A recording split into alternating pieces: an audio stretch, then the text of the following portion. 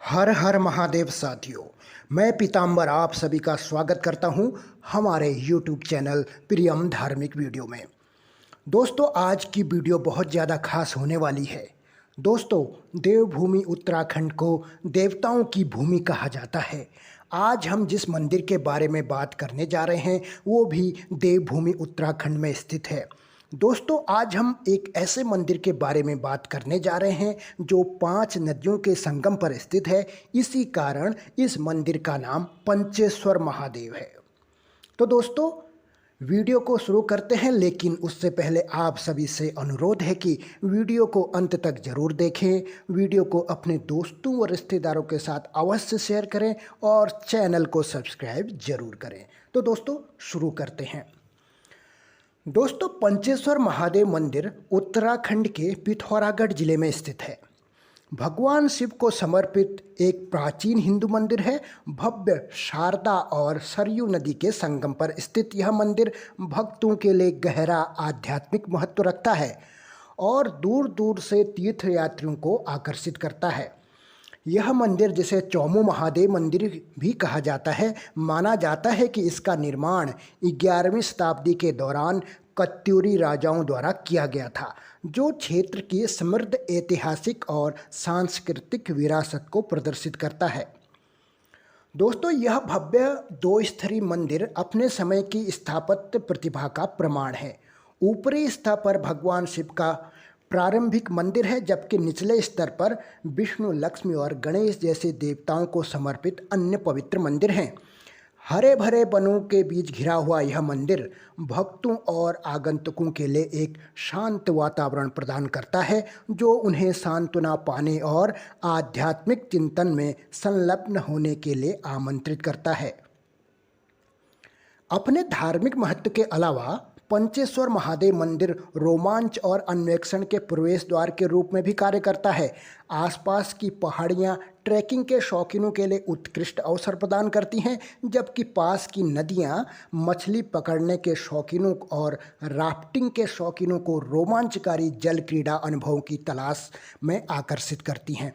इस मंदिर की यात्रा से न केवल क्षेत्र के गहन धार्मिक रीति रिवाजों और प्रथाओं की झलक मिलती है, बल्कि इसके चारों ओर की लुभावनी प्राकृतिक सुंदरता में डूबने का मौका भी मिलता है। दोस्तों, चाहे आप एक श्रद्धालु तीर्थयात्री हों या जिज्ञासु यात्री, पंचेश्वर महादेव मंदिर की यात्रा आध्यात्मिकता, इतिहास और प्राकृतिक वैभव का एक मनोरम मिश्रण का वादा करती है, जो इसे एक अविस्मरणीय अनुभव बनाती है, जो आने वाले सभी लोगों के दिल और दिमाग पर एक स्थायी प्रभाव छोड़ती है। तो दोस्तों, अब जान लेते हैं इस मंदिर की पौराणिक कथा क्या कहती है। तो दोस्तों, बताते हैं कि 7 भाई चौमों में चीड़ के स्वामी का मंदिर है पंचेश्वर महादेव मंदिर। 1 भाई नेपाल में, 6 भाई भारत में स्थापित है। साथ में सिद्धकारी शिव भोलेनाथ का मंदिर भी जुड़ा है चौमू देव के साथ। शिव के रूप में गढ़मेश्वर, तालेश्वर, शिव केदार, थल केदार, लाटा केदार व छिपला केदार की धरा में स्थित यह मंदिर अत्यंत रहस्यों से भरा हुआ है। दोस्तों, मंदिर की बनावट अत्यंत प्राचीन कला से है, किंतु 2 जनपद यानी उत्तराखंड के 2 जनपद, एक है पिथौरागढ़ जनपद जहाँ पे यह है, और दूसरा उसकी सीमा सटी हुई है चंपावत जनपद की, और तीसरा नेपाल की सीमा भी यहाँ पे सटी हुई है। इसीलिए कहा गया है 2 जनपद एवं मित्र राष्ट्र नेपाल का भी यह मंदिर होने की वजह से राज्य पर्यटन की श्रेणी से जुड़ गया है, जिससे मंदिर का सौंदर्यीकरण, रहने हेतु आवास गृह, मंदिर परिसर में साज सज्जा की गई है, जिससे मंदिर और आकर्षक हो गया है। वहीं किंवदंती कथाओं के आधार पर पंचेश्वर मंदिर की कथा विभिन्न रोचक तथ्यों पर आधारित है। दोस्तों, जानकारी के अनुसार महाभारत काल में पांडवों द्वारा इस मंदिर की स्थापना की गई थी, जहां 5 बड़ी नदियां रामगंगा, सरयू, काली नदी या शारदा भी कहते हैं, गौरी नदी व धौली नदी नेपाल है, जो कि विभिन्न क्षेत्रों से मिलते हुए इसी पंचेश्वर नामक स्थान पर एक बड़ा संगम बनाती हैं। दोस्तों, जब आप वहाँ पे जाएंगे तो आपको केवल 2 नदियाँ ही दिखाई देंगी। एक शारदा या काली नदी कहते हैं, दूसरी सरयू नदी। सरयू नदी उत्तराखंड के पिथौरागढ़ और चंपावत जिले को अलग करती है, जबकि शारदा नदी भारत और नेपाल की सीमाओं को अलग अलग करती है।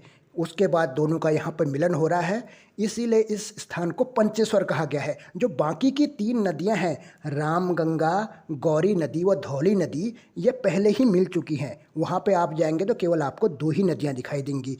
तो ये 5 नदियों के संगम पर स्थापित होने के कारण इस मंदिर को पंचेश्वर महादेव मंदिर कहा गया है। दोस्तों, पंचेश्वर महादेव जहाँ पे ये संगम बनाती है, इसी महासंगम व रमणीयता को देखते हुए पांडवों ने अज्ञातवास के दौरान यहाँ पर शिव मंदिर की स्थापना की थी। कुछ समय उपरांत जब पांडव चले गए, तब यहाँ पर काली क्षेत्र में एक घटना घट गई। इस नदी में कुछ शक्तिशाली दैत्यों, कुमाऊं की भाषा में जिन्हें मसान कहा जाता है, उनका उद्भव हो गया, जिन्होंने अपना प्रकोप करना शुरू कर दिया। जन जन को परेशान करने लगे। तब उनका प्रकोप शांत करने हेतु सभी ने सिद्ध केदार भगवान शिव से उन दैत्यों से रक्षा करने की गुहार लगाई। तब शिव केदार के आदेश पर उनके जोगी रूप 7 भाई चौमुदेव, नंदी रूप लाटा देव, भरगड़ा देव, तालेश्वर देव, गणमेश्वर देव, नेपाल में स्थित सिद्ध केदार सभी ने दैत्यों से युद्ध करना शुरू किया।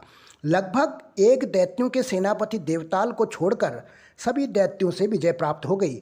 देवताल बहुत शक्तिशाली दैत्य था, जिसने बहुत से देवअंशों को युद्ध में पराजित किया था। जब सभी देवरूपी अंश देवताल रूपी मसान को नहीं परास्त कर सके, तब सभी देवताओं ने शिव केदार जी के साथ मिलकर एक योजना बनाई और शिव के अंश गणमेश्वर को आदेश दिया कि तुम इस देवताल रूपी दैत्य को पराजित करो तथा उसका प्रकोप शांत करो।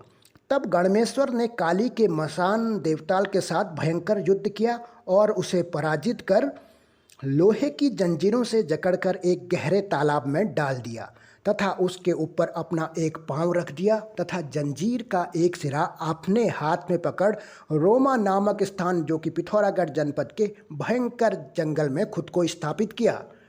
वहीं पराजित होने की पीड़ा पर देवताल द्वारा गणमेश्वर बाबा को अपना गुरु स्वीकार कर लिया गया और वचन दिया कि मैं सदैव आपके आदेश का पालन करूंगा और अपनी शक्ति का इस्तेमाल आपके आदेश पर ही करूंगा।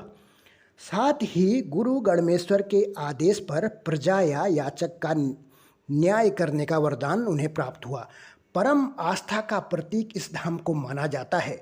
वहीं एक कथा और इस स्थान से जोड़ी जाती है कि डोटी गांव के भवानी चंद के पुत्र गंगनाथ का जिक्र यहाँ पे आता है। जब वे बाल्यावस्था में अपने गृह को छोड़कर हरिद्वार जाने हेतु रात में काली नदी के पार करने हेतु आते हैं, तभी यही काली का वीर मसान देवताल उन्हें रोक कर पकड़ लेता है। भीषण युद्ध दोनों में होता है। तब गंगनाथ इस मसान से हार जाते हैं।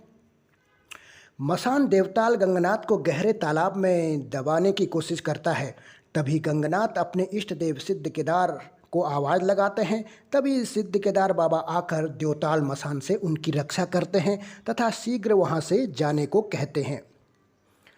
वहीं दोस्तों, पंचेश्वर में चामू चतुर्मुख बाहु के रूप में शिव की पूजा की जाती है और कहा जाता है कि शिव गांव के पशुओं की रक्षा करते हैं। माघ मास में मकर संक्रांति के पर्व पर इस मंदिर में विशेष पूजा अर्चना की जाती है।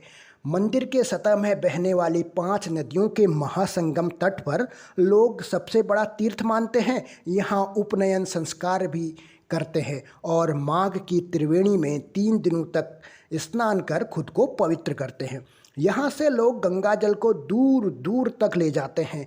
अत्यंत शक्तिशाली एवं आस्था का प्रतीक है ये पंचेश्वर महादेव मंदिर। तो दोस्तों, अब आगे जान लेते हैं पंचेश्वर महादेव मंदिर में पर्यटन की क्या संभावना है। दोस्तों, पंचेश्वर महादेव मंदिर धार्मिक पर्यटन के लिए एक महत्वपूर्ण गंतव्य है, जो आध्यात्मिक सांत्वना और सांस्कृतिक अन्वेषण की तलाश में बड़ी संख्या में भक्तों और यात्रियों को आकर्षित करता है।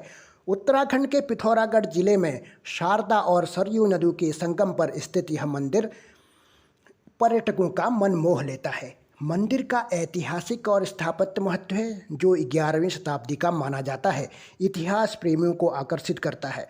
इसकी दो स्तरीय संरचना जटिल नक्काशी से सजी हुई है और इसमें विभिन्न देवताओं को समर्पित कई मंदिर हैं जो प्राचीन शिल्प कौशल की निपुणता को प्रदर्शित करते हैं।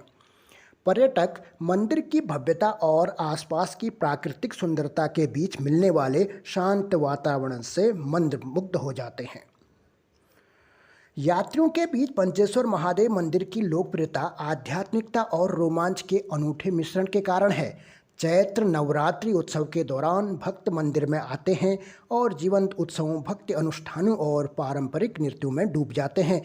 इसके साथ ही साहसिक चाहने वालों के क्षेत्र की रोमांचकारी बाहरी गतिविधियां आकर्षित करती हैं, जिसमें पास की पहाड़ियों में ट्रैकिंग, नदियों में मछली पकड़ना और तेज धाराओं के माध्यम से राफ्टिंग करना शामिल है।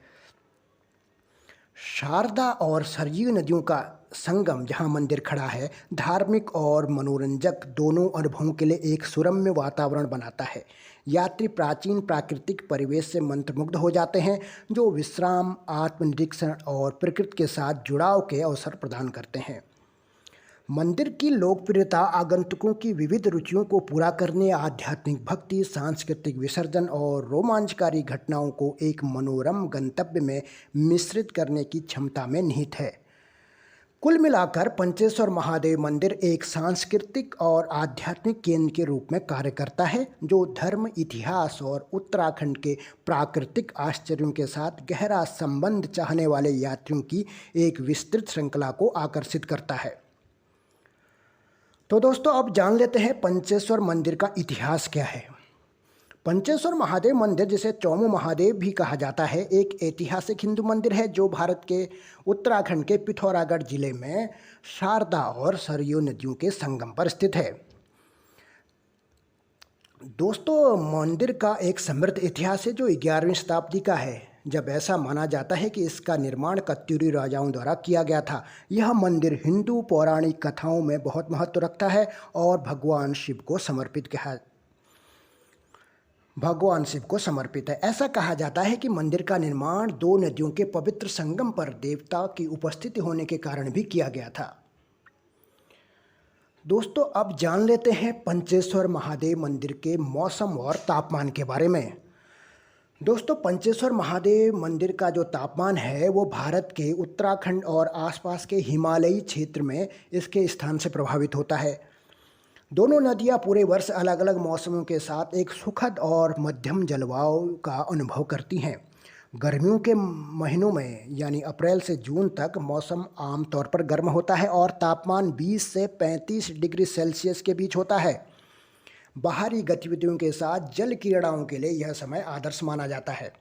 जुलाई से सितंबर तक मानसून का मौसम क्षेत्र में वर्षा लाता है, जिससे नदी का प्रवाह बढ़ जाता है और इसके किनारों पर हरी भरी वनस्पति फिर से जीवंत हो जाती है। यह ध्यान रखना महत्वपूर्ण है कि इस अवधि के दौरान भारी वर्षा से जल स्तर बढ़ सकता है और धाराएं तेज हो सकती हैं, जिससे नदी के किनारे कुछ गतिविधियां प्रभावित हो जाती हैं। जैसे ही मानसून कम होता है यानी अक्टूबर से नवंबर तक शरद ऋतु का मौसम हो जाता है, जिसमें तापमान 15 से 25 डिग्री सेल्सियस रहता है। ये एक सुखद मौसम होता है। यह मौसम रंग बिरंगे पत्तों और साफ आसमान के साथ नदी और उसके आसपास की सुरम्य सुंदरता को दर्शाता है। दोस्तों, सर्दियों का मौसम यानी दिसंबर से फरवरी तक इस क्षेत्र में ठंडा तापमान लाता है, जिससे तापमान 5 से 15 डिग्री सेंटीग्रेड हो जाता है। इस दौरान नदी के किनारों पर पाला पड़ता है और ऊंची पहाड़ी चोटियों पर बर्फ पड़ जाती है, जिससे ठंड बढ़ जाती है। कुल मिलाकर पंचेश्वर महादेव मंदिर के आसपास का वातावरण विविध स्थितियों का अनुभव कराता है, जिससे आगंतुकों को नदी की प्राकृतिक सुंदरता के विभिन्न पहलुओं का आनंद लेने और मौसम के आधार पर विभिन्न गतिविधियों में शामिल होने की अनुमति मिलती है। दोस्तों, अब हम आगे जान लेते हैं कि पंचेश्वर महादेव मंदिर कब जाएं। दोस्तों, वैसे तो मंदिर 12 महीने खुला रहता है, आप कभी भी जा सकते हैं, लेकिन चैत्र नवरात्र के दौरान और मकर संक्रांति के उपलक्ष्य पे यहाँ पे मेले का आयोजन किया जाता है। आप इस दौरान जाएंगे तो आपको ज़्यादा सुखद अनुभूति होगी। तो दोस्तों, हम आपको सलाह देंगे कि बरसात के सीज़न में जाने से थोड़ा बचें, क्योंकि पहाड़ी स्थल होने की वजह से भूस्खलन हो जाता है और कभी कभी रोड ब्लॉक हो जाती है। दोस्तों, अब जान लेते हैं पंचेश्वर महादेव मंदिर कैसे पहुँचे। सबसे पहले जान लेते हैं सड़क मार्ग द्वारा। दोस्तों, उत्तराखंड का ये एरिया पड़ोसी राज्यों के प्रमुख शहरों से सड़क मार्ग द्वारा अच्छी तरह से जुड़ा हुआ है। सबसे पहले आपको दिल्ली, देहरादून, नैनीताल या फिर देश के अन्य शहरों से चंपावत जिले के लोहाघाट नामक स्थान पर पहुंचना होगा। आनंद विहार से, नैनीताल से, हर जगह से यहाँ पे डायरेक्ट बस की सुविधा उपलब्ध है। दोस्तों, वहाँ पहुँचने के बाद लोहाघाट से पंचेश्वर मंदिर की दूरी है वो लगभग 38 किलोमीटर है। लोहाघाट पहुँचने के बाद आपको स्थानीय टैक्सी लेनी होगी जो आपको पंचेश्वर महादेव के मंदिर के पास पहुँचा देंगी। लोहाघाट से चलकर जब आप पंचेश्वर पहुँचेंगे तो आपको पंचेश्वर झूला पुल पर उतार दिया जाएगा। वहाँ से मंदिर की दूरी लगभग 700-800 मीटर के लगभग है। आसानी से आप वहाँ पहुँच सकते हैं, सामने मंदिर आपको दिखाई देगा। तो दोस्तों, आपको देश के आप किसी भी शहर से आ रहे हो तो आपको उत्तराखंड के चंपावत जिले के लोहाघाट नामक स्थान पर पहुँचना है। वहाँ से आप पता करके पंचेश्वर महादेव के पास पहुँच सकते हैं। दोस्तों, अब हम आपको बताते हैं, अगर आप ट्रेन से आना चाहते हैं तो यहाँ का निकटतम railway station Tanakpur railway station है। लेकिन दोस्तों, टनकपुर रेलवे स्टेशन तक देश के विभिन्न शहरों से ट्रेन नहीं आती हैं, वहाँ पर कुछ सीमित ट्रेनें ही आती हैं। अगर आप जो नज़दीकी दूसरा रेलवे स्टेशन है बरेली रेलवे स्टेशन, यहाँ पर देश के विभिन्न शहरों से ट्रेन की सुविधा उपलब्ध है। आप बरेली रेलवे स्टेशन आ सकते हैं। वहाँ से रोडवेज की बसों द्वारा या फिर अपने वाहन से या फिर अन्य टैक्सियों के द्वारा लोहाघाट पहुंच सकते हैं। आपको बता दें, बरेली से जो ये मंदिर की दूरी है वो लगभग 258 किलोमीटर है। तो दोस्तों, अगर आप हवाई यात्रा के दौरान आना चाहते हैं, हवाई यात्रा के द्वारा, तो आपको हम बता दें कि निकटतम जो हवाई अड्डा है वो पिथौरागढ़ हवाई अड्डा है। लेकिन दोस्तों, पिथौरागढ़ हवाई अड्डा अभी पूर्ण रूप से चलन में नहीं है। तो आपको दूसरा जो हवाई अड्डा है वो है पंतनगर हवाई अड्डा। आपको पंतनगर हवाई अड्डा पे आना पड़ेगा। वहाँ से आपको रोडवेज की बसें या फिर आप टैक्सी लेके भी यहाँ आ सकते हैं। पंतनगर हवाई अड्डे से जो इस मंदिर की दूरी है वो लगभग 220 किलोमीटर है।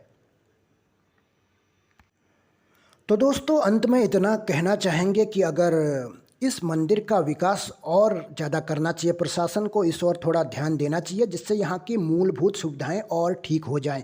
अगर ये वीडियो किसी भी तरह से हमारे प्रशासनिक अधिकारी, जिलाधिकारी पिथौरागढ़ या फिर पर्यटन मंत्री या फिर मुख्यमंत्री महोदय तक पहुंच रही है तो उनसे हम अनुरोध करेंगे कि कृपया इस क्षेत्र में और विकास करने की आवश्यकता है। इससे यहाँ के पर्यटन को बढ़ावा मिलेगा और धार्मिक जो क्षेत्र है उसका भी विकास होगा।